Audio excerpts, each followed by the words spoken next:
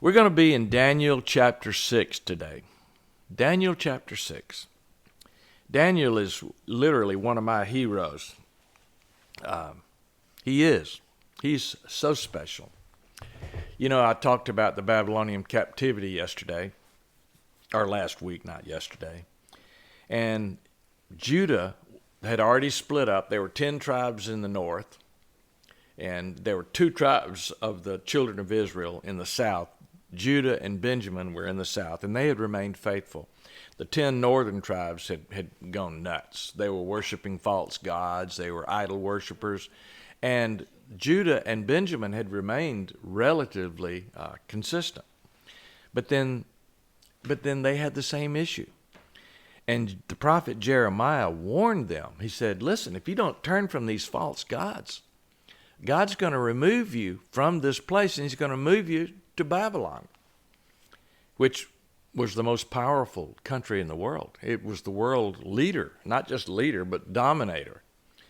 And then Babylon basically was overthrown is not the right word because it's the same people group, but the Medes and the Persians became Babylon. It was all the same people group, but it was Babylon, then it was the Medes, then it was the Persians. But God allowed the sharpest of the sharp of all the young men in Judah were taken captive. But the ones that remained faithful, it was amazing. Not only were they not slaves, they became leaders, and one of them, Daniel, literally became the prime minister of this whole land that ruled the whole world. And the only one over him was the king. Last week we looked at Shadrach, Meshach, and Abednego. That wasn't their original name. That was what they were named by the king. And it was King Nebuchadnezzar who wound up trusting Christ. These kings, one after another, because of the faithful witness of these faithful men, trusted Christ. Now, you say trusted Christ. He wasn't even born yet. They trusted Yahweh, the pre-incarnate Christ. The Bible says in John chapter 1, the one that created everything. He says nothing was created except by him. He created everything. In the Old Testament, he was referred to as I am, and I am that I am. You know who we're talking about? We're talking about the pre-incarnate Christ. So he trusted the God of Daniel. They trusted the God of Meshach, of the three. And it's so cool, these faithful men. So I have a lot of notes on this that I had taken over the years. And I was printing them out this morning, and the Lord kept saying, don't think we're going to use those today. So I'm just going to read to you in the scriptures, and we're going to talk about it. It's so cool. It really doesn't need a lot of help. You know, it's amazing. The Spirit of God, he handles all this. Well, let me just start out by saying right now, Babylon, the Medes, the Persians, they were not just a world power. They were the world power. And they remained so until this young kid by the name of Alexander, some people refer to him as Alexander the Great, this Greek leader literally conquered the world. Later on, the Romans conquered him. When Alexander died as a very young man, the kingdom was split up by different ones, and it was never the same. But while Alexander was there, this gives you an idea. While Alexander was conquering the world, a world language spread. Koine Greek, the language of the common man. That's what that literally means. So that you could go to any country in the world and you could speak one language and everybody could understand you. That's amazing. So, at this time, Darius is the king of this land, Babylon, the Medes, then the Persians. Darius is the king. So I'm going to begin reading to you about the plot against Daniel.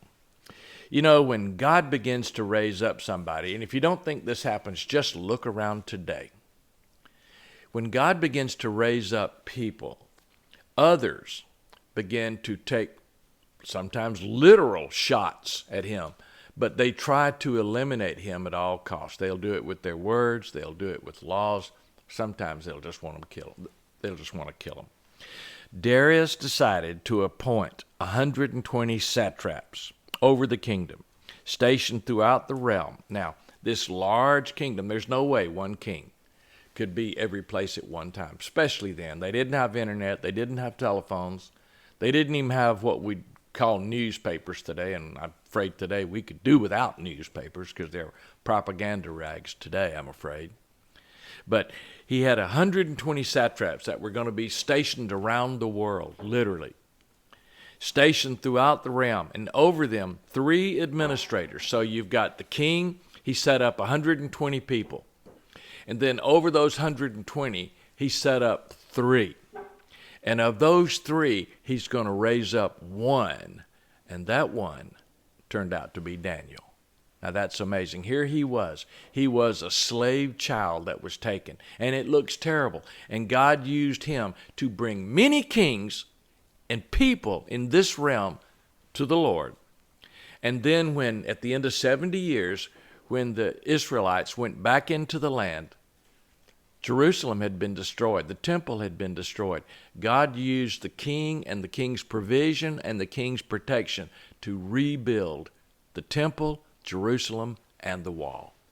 Isn't that pretty cool? Okay. Over them, 3 administrators, including Daniel. These satraps would be accountable to them so that the king could not be defrauded. Well, when I read that, I thought, well, you know, with this king, just like every king, it was all about him. The king didn't want anybody stealing money from him. Didn't want anybody taking power. Didn't want anybody trying to overthrow him. You know, when you get to the top, you spend a lot of your time trying to keep what you've got. Daniel distinguished himself above the administrators and satraps because he had an extraordinary spirit. Of course he did. Same spirit you've got, by the way. So the king planned to set him over the whole realm. Only the king was going to be over Daniel. You know, there's precedent for this. We've seen this before. Where did we see this in the Old Testament? When did this happen before? When? That's right. He's afraid to say it out loud. Doesn't want to be wrong, but you're right. Joseph. He was sold into slavery, and he became the leader of Egypt. Only Pharaoh was over him. This has happened so many times. Don't worry about your lowly position, because God has you exactly where he wants you. Exactly. Be who you are, where you are, and don't worry about it. Make sense? All right. The administrators and satraps therefore kept trying to find a charge against Daniel regarding the kingdom. They didn't like the fact that this young upstart, this foreigner, was brought in, and he was the king's right-hand man. They did not like that. I'm going to show you in a little while. But they could find no charge or corruption, for he was trustworthy. And listen to this. And no negligence or corruption was found in him. No negligence or corruption. Sable, I'm going to talk about you for a minute. I've told many people about your situation. Sable was hired by a friend. She was working at a local hospital, and she had no experience when she went there. Am I right, Sable? You didn't know anything. And you just wanted to go in there and do a good job. Is that right, Sable? Okay. And like a lot of businesses, you know, they were going to have some layoffs. Sable was the last person hired. So who's the first one that's laid off when that happens? It's the last one in is the first one out. And Sable was destined to be laid off. But she had endeared herself to her leaders. And they went to the CEO of the hospital, who is a friend, who was involved in Sable's hiring. And they said, Sable's doing such a great job. We can't lay her off. We got to find a way to keep her. And so they said, this basically what happened. Okay, then we'll promote her. We'll put her over a whole area. She'll be over the rehab place. She'll handle all the insurance and all of that for the rehab place. Really?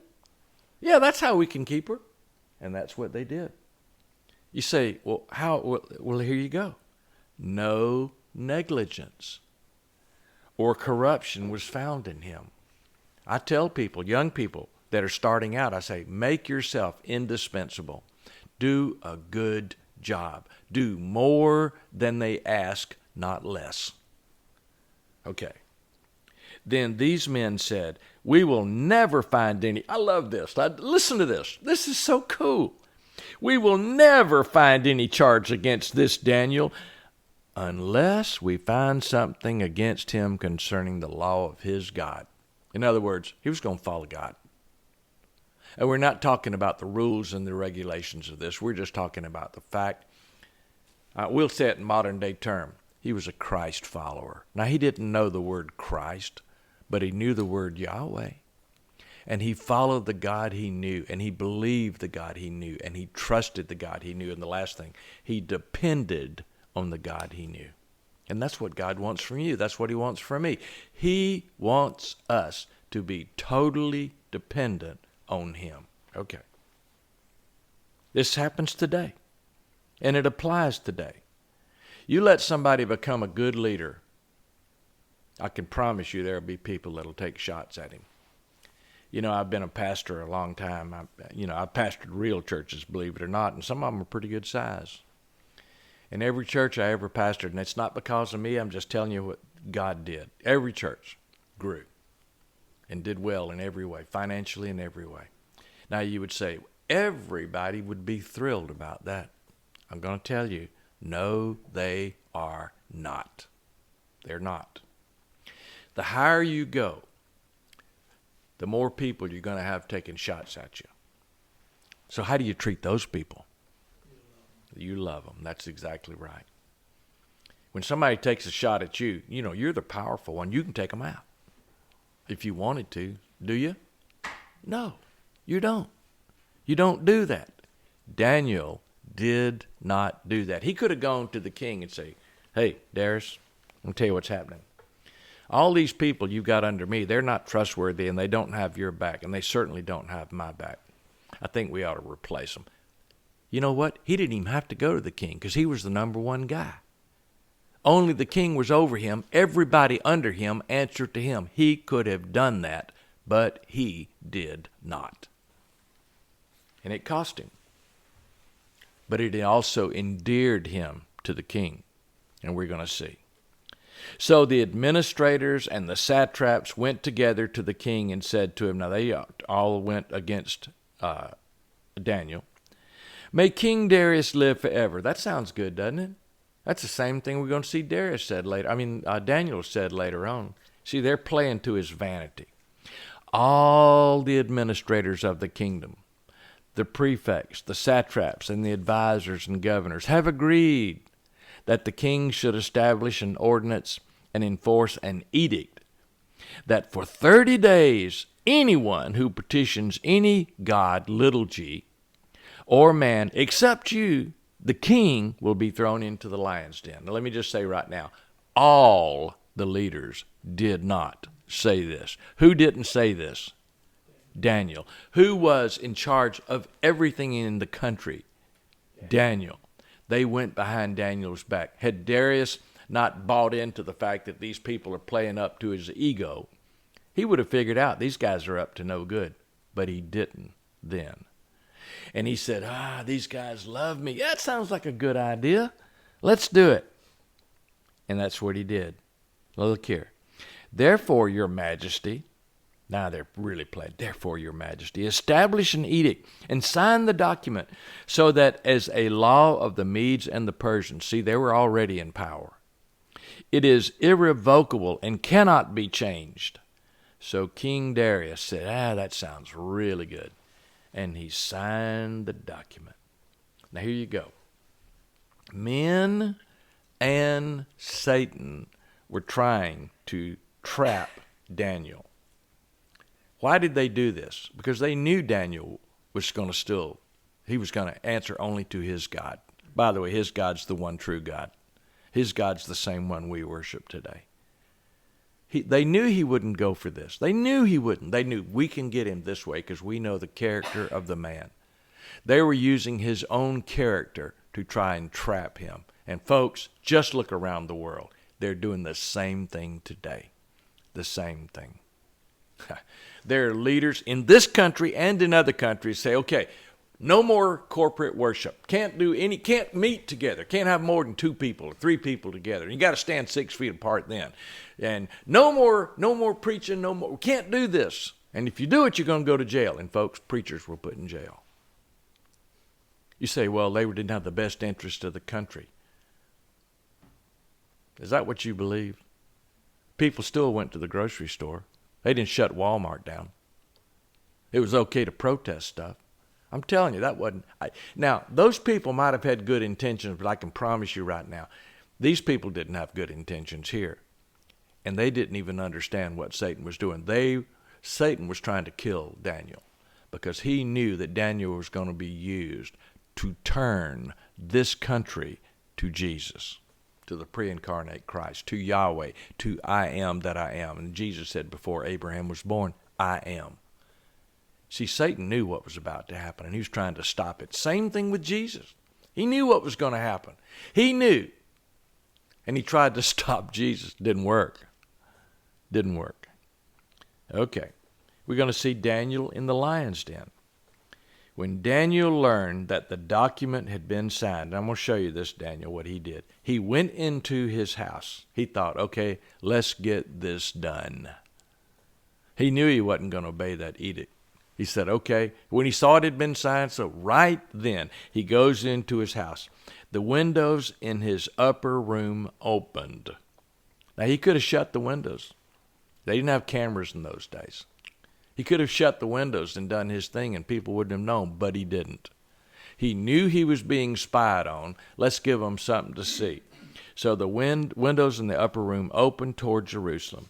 And 3 times a day he got down on his knees, prayed, and gave thanks to his God, Big G, just as he had done before. He did exactly what he'd always done. He knew the consequence. He knew the cost. And he said, I'm not changing.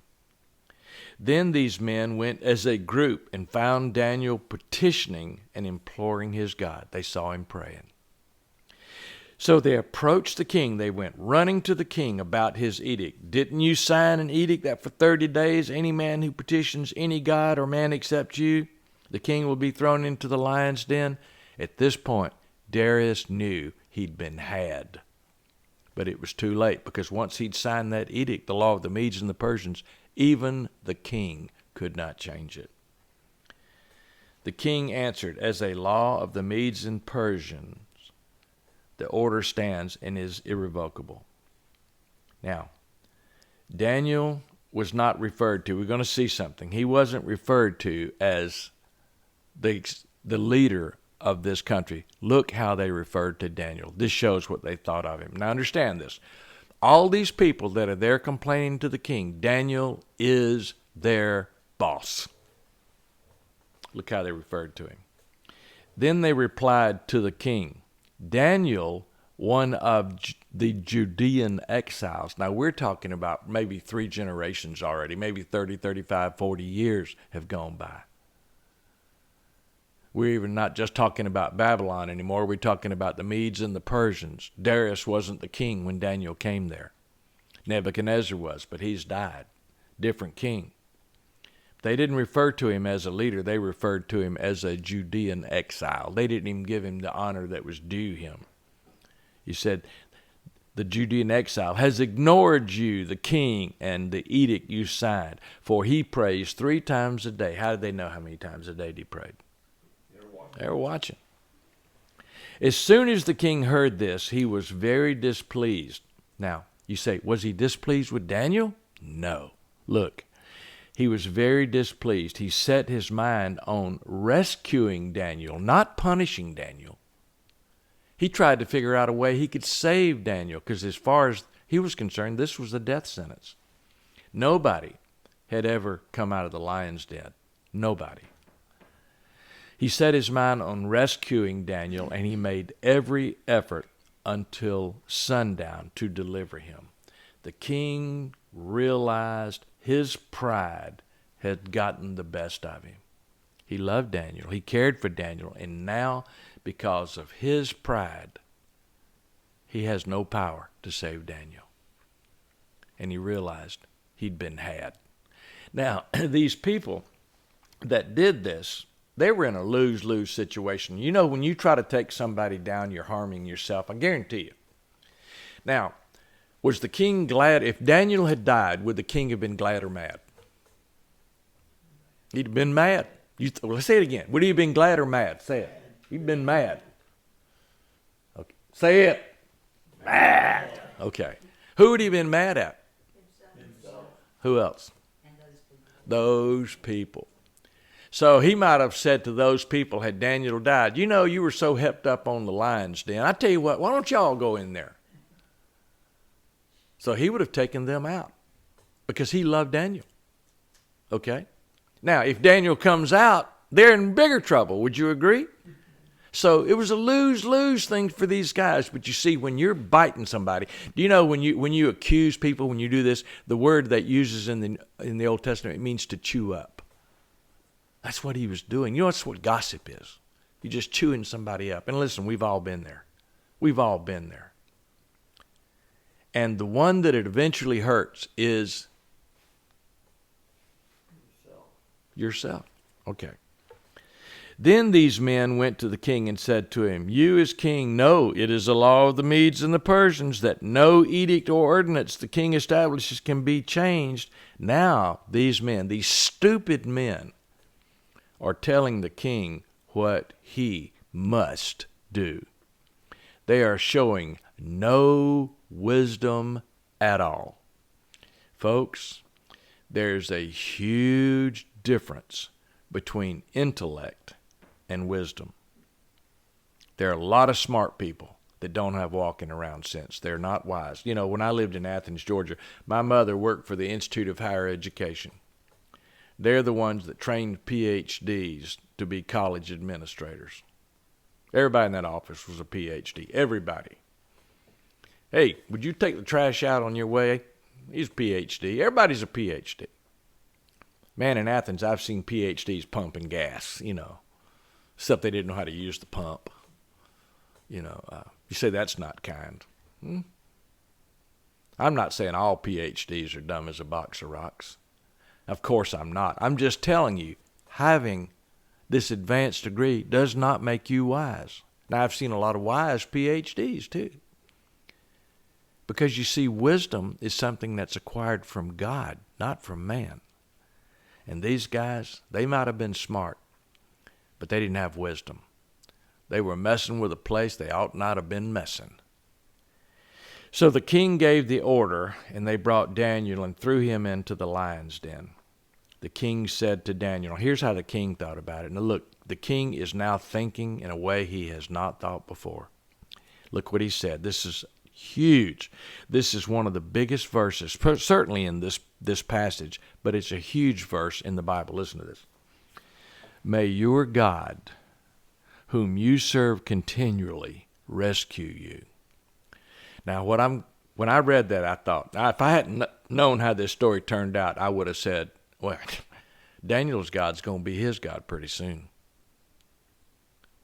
You see, the God that loved Daniel loved the king too. Now, this is the crazy part. The God that loved Daniel also loved the men that had him thrown into the lion's den, because that's his nature. He says, a stone was brought and placed over the mouth of the den. The king sealed it with his own signet ring and with the signet ring of his nobles, so that nothing in regard to Daniel could be changed. There was no hope for Daniel. Then the king went to his palace, spent the night fasting. No diversions were brought to him, and he could not sleep. He stayed up all night. He wasn't eating. He wasn't drinking. Nobody was messing with the king that night, because you don't mess with somebody when they're going through that. Okay, look what happened. At first light of dawn. Now, folks, what does this remind you of? My wife shook her head. That's right. Reminds you of the resurrection. Do you know what they did? The Romans put a stone in front of the tomb of Jesus, and they put a seal on it. And guards, but the seal there. And there was no hope for Jesus. But on the third day, first light. By the way, this is in the Old Testament. They rolled the stone, or the stone was rolled away. The angels did it, and there was nobody in the tomb. Well, look here. At first light of dawn, the king got up and hurried to the lion's den.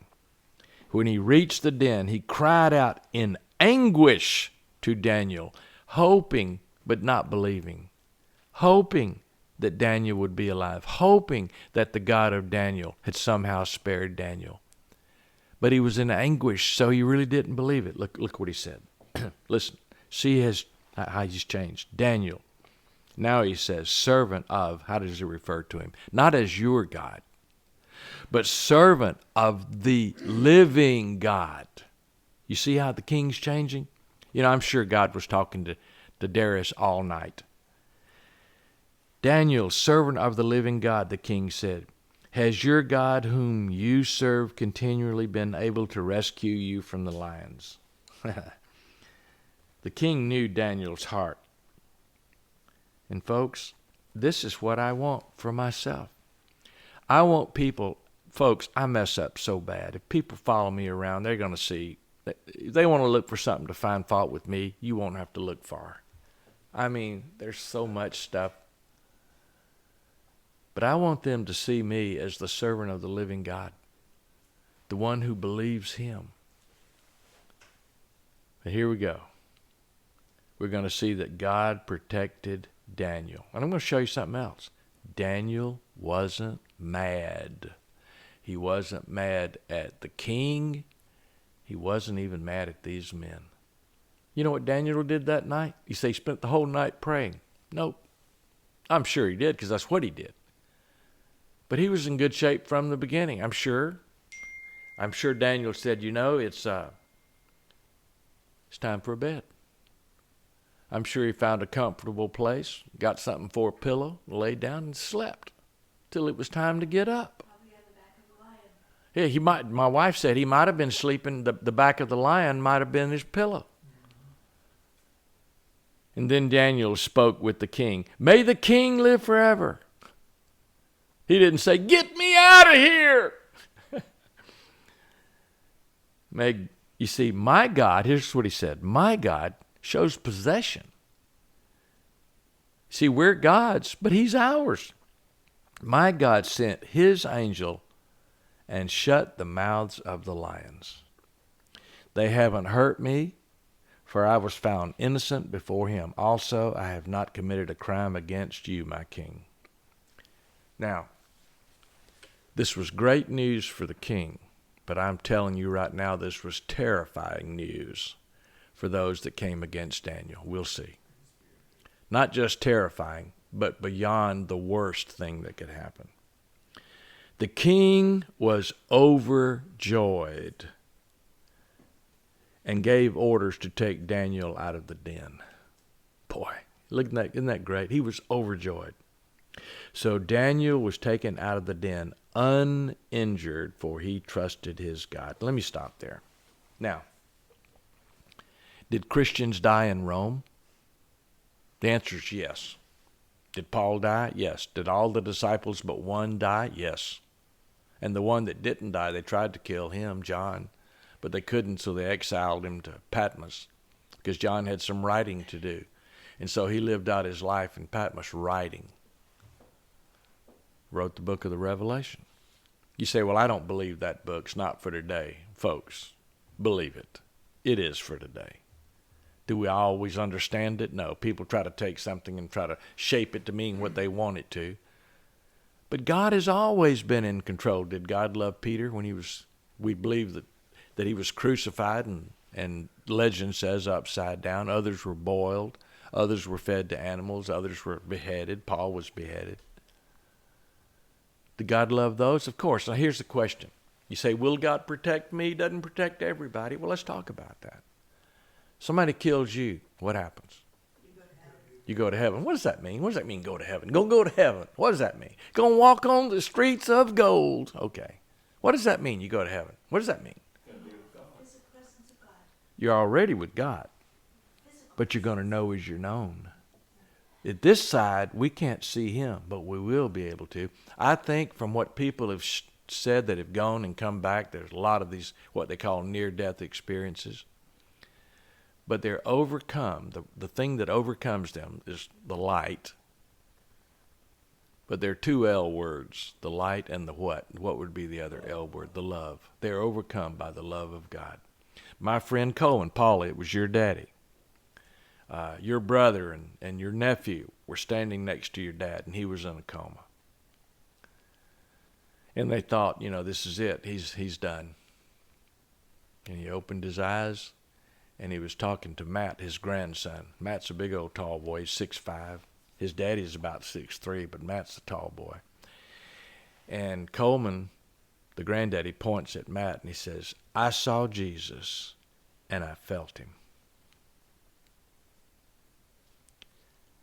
And Coleman was learning about grace.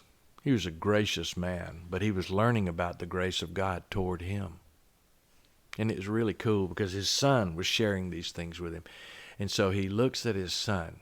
He looks at his grandson, and he said, and he's even more gracious and loving, and then he points at his son, than he thinks. All he talks about is love and grace, but I'm going to tell you, Jesus is even more loving and even more gracious than he thinks. Then his eyes closed. Then he went to be with the Lord. He went back. He came back to share the message, and he was gone. I heard Denzel Washington give a testimony. He's a believer, by the way. And he was talking about his 97-year-old mother who was near death. And before she died, she said, I want a phone. I want to call my sister, who was 99. Gave her the phone. She called her sister, gave the phone back, and died. Say, what is the point with that? And so at the funeral, Denzel said that he was at the funeral, and they were talking like they do. They went to somebody's house or wherever, and they were celebrating, the life like you do at a funeral. And he said his cousin, who was the daughter of the 99-year-old sister, came to him, and Denzel said, Mother called your mother before she died. Said, is that all you know? Yeah. He said, oh, there's a lot more than that. Do you want to know what she said? Yeah. And she said, hey, I've been in heaven while she was out before she woke up. And she said, it is great. I'm going back there as soon as we're done. Why don't you come on? It's really good. And then she was gone too, the 99-year-old. You say, it can't be like that, folks. It's just like that. It's just like that. My wife, Dr. Charlie Culpepper, I had the joy of spending 3.5 years, nearly 4 years with him. He wrote the great Shantung revival. He wrote the book. The greatest revival probably in the 20th century was the Shantung revival in the Shantung province of China. I won't go into detail. If you want to read it, Charlie Culpepper, the Shantung revival, get the book. And when he was in his 80s, I think he was 84, and I was kind of his gopher. I just would hang out with Dr. Charlie, drive him places. He was a professor at our seminary. And man, I just wanted to be around him. I just wanted to be around him. I didn't understand a lot what he's talking about, but I just knew it was real. Dr. Charlie, he knew things other people didn't know, and I'm not talking about Greek and Hebrew. I'm talking about Jesus. And he was dying, and so he was in the hospital, the largest private hospital in the world's Baptist Hospital in Memphis, Tennessee. He was there. And so they'd call me and ask me to go to his apartment and get some underwear for him. So I did, went to get his underwear, took him up to the hospital, and his wife, Miss Ola. Oh, man, if I had time, I'd tell you stories about that, how God used her sight, her eyesight. There was no hope for her to see again, yet God healed her. Her eyes weren't healed, but she saw for the rest of her life, even just almost without glasses. Couldn't happen, but it did. And I was there, and Dr. Charlie says, Craig, brought me close, and he could hardly talk. He says, they can't find out what's wrong with me. I said, I know, Dr. Charlie, I know. He said, I guess I'm just going to get well then. I thought, yeah, that's good, Dr. Charlie, good. And so I'd gone to this church in Arkansas, Maumelle, Arkansas, That's where Linda and Brimer Dooley were. It's where I met them. Brimer's with the Lord now. He knows more than we do. And we were talking about getting somebody to come preach a revival. I knew Dr. Charlie hadn't died, so I thought, he was living in Texas at this point, going back to Texas. He went to Baylor. He might have lived in Waco. And so I thought, I'm going to call Dr. Charlie. Maybe, who knows?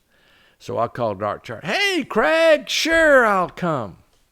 I went to the airport to pick him up and didn't have the gate, that goes out to the airplane. There was a ramp. Here came Dr. Charlie off that airplane with a straw hat and a blue and white seersucker suit. He bounced down that thing, 87 years old. I thought, good night. Whatever, I say 80. He was in his 80s. So that ain't the Charlie I remember. He came down there. He never preached less than an hour. And then he went fishing in his seersucker suit. I took him to some meetings of people in the, preacher meetings in Little Rock. And you would think, all those preachers, man, they would be so excited to have Dr. Charlie here. No, they weren't. Just some old man. And it's really sad. Not long after that, Dr. Charlie did go home. His son, Charlie Jr., was a missionary in Japan. And Dr. Charlie was waiting on Dr. Charlie Jr. to get there so he could go home. And Dr. Charlie flew in and went into the room where Dr. Charlie was. Dr. Charlie went to see Dr. Charlie. And he talked to him, and then these were his last words. He says, "It's so beautiful. It's so beautiful." His last word ever spoken on this earth was, "It's so," and he was gone. I think I know the first word he said in heaven. Beautiful. Well, Daniel wasn't worried about dying. If he lived, he lived. If he died, he died. He was good. But the Lord protected him. So Daniel was taken out of the den uninjured, for he trusted in his God. Then the king gave a command. Now look at here. You say, well, this is what God does to those that attack his men. Folks, this is not God. Now you say, well, was this guy wrong? I'm going to talk about something. There is a consequence on this earth for sin. There is. They meant one thing with Daniel. They meant to kill him. That's what they meant to do. Now, am I saying this should have happened? I'm not saying anything. I'm just telling you what did happen. Look. And those men who had maliciously accused Daniel were brought and thrown into the lion's den. They, their children, and their wives. Now you say, well, why were the children and the wives killed? Folks, I'm not making any excuses. I'm telling you this. God loves these people too. He does. And those children were okay because they were God's too. But here's what I am going to tell you. Sin not only has a consequence with us, but it has a consequence with those that we love. Do we sin? Of course we do. But that's not our nature. That is not who we are. We are not sinners saved by grace. We are righteous. We're holy. We're set apart. And sin is a product of flesh. And it harms those that we love. There is a consequence. They had not reached the bottom of the den before the lions overpowered them and crushed their bones. They all died. The penalty that they meant for Daniel was the penalty that they received. This happened many times in the Old Testament. Then King Darius wrote to those of every people, nation, and language. Now, he was the ruler of the known world.